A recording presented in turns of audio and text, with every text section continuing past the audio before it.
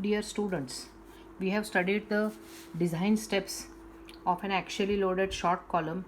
Let us now solve a problem from the question paper. The problem is from the exam winter 2018. Design an axially loaded short column carrying a factored load of 1200 kilonewton. Effective length is 3.8 meter and you have to use M20 Fe415. As discussed in the steps, for the column to be actually loaded and for the use of direct formula, we have to check that minimum eccentricity is 20 mm. Therefore, 20 equal to 0.05 times D or B. Therefore, we get the dimension of the column as 400 mm. Hence, minimum size of the column for actually loaded column is 400 mm. We have to use the direct formula which is given in IS 456 page 71 clause number 39.3, and as per this IS code, PU equal to 0.4 FCK A gross plus 0.67 FY ASC, which equal to 0.4 FCK A gross minus ASC plus 0.67 FY ASC. Taking A gross outside the bracket, we get it as 0.4 FCK A gross upon A gross equal to 1 minus 0.4 FCK ASC upon AG plus 0.67 Fy ASC upon AG. This term ASC upon AG is nothing but the percentage of steel. So we get total load to be designed is PU equal to A gross plus 0.4 FCK plus 0.67 Fy minus 0.4 FCK into P. I am assuming P equal to 1%. You can assume anything from 0.08 or 0.8% onwards. So we get ultimate load on the column.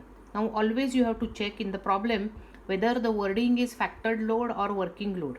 If the wording is working load, you have to multiply it by 1.5. Now here, since it is mentioned that the load is a factored load, we need not have to multiply it. That is why taking it directly. So 1200 into 10 raised to 3 equal to A gross plus 0.4, FCK is 20 plus 0.67, Fy is 415 minus 0.4 times 20 and that into 0.01 because it is 1%. So that gives us A gross equal to 112 into 149 and this is A gross required. Now we are assuming a square column. Size of the column will be based on this. This is the A gross required. So square root of that, it will give me a size of 335 mm. But for the column to be purely axially loaded and use of direct formula, size has to be 400 mm. That is why provide a size of 400 mm by 400 mm as the size of the column. So the area, gross area of the concrete provided is 400 by 400, which is equal to 1,60,000 mm square, which is greater than A gross required. So once the size is finalized, we have to check it for minimum eccentricity as per the formula given in the IS code. So E minimum equal to L unsupported upon 500 plus B by D divided by 30. So unsupported length is given in the problem, which is equal to 3800. Now here the wording in the given in the problem is effective length. When unsupported length is not separately given, assume effective length and unsupported length as the same. Therefore, this is equal to 3800 divided by 500 plus 400 by 30, which gives us 20.93 mm. This is greater than 20 mm.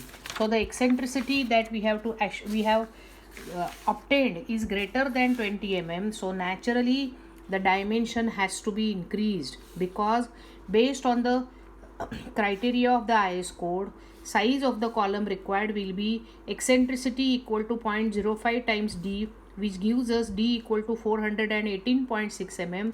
That is why we have to provide the dimension equal to 450 by 450 mm, and hence A gross provided equal to 202,500 mm square.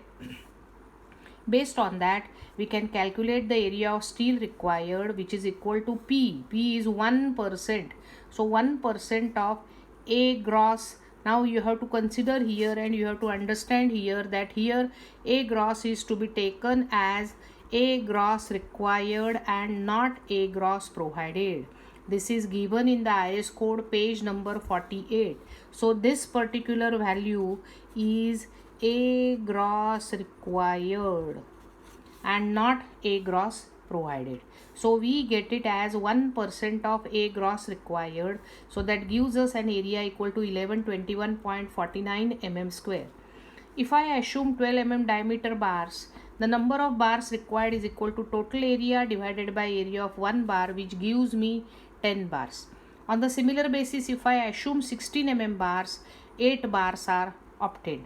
So now we have to decide whether it is 12 mm bars or 16 mm bars. If we want to provide 10 bars, it will be an unsymmetrical section, 4 on one side, 4 on the other side, and 1 here. So it is always better to provide a symmetrical section. Therefore go for 16 mm diameter bars, and you can provide 8 bars of 16 mm diameter. And with these 8 bars, the spacing in the bars, the total size of the column is 450 by 450. So the spacing in the bar comes out to be less than 300 mm.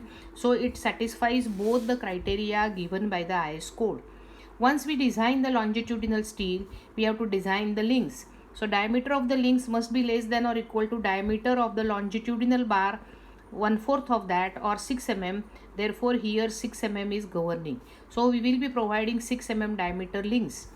Pitch of the links must not be greater than least of width of the column, that is 450 mm, or 16 times diameter of the longitudinal bar, that is 16 mm, which gives us 256 mm and 300 mm.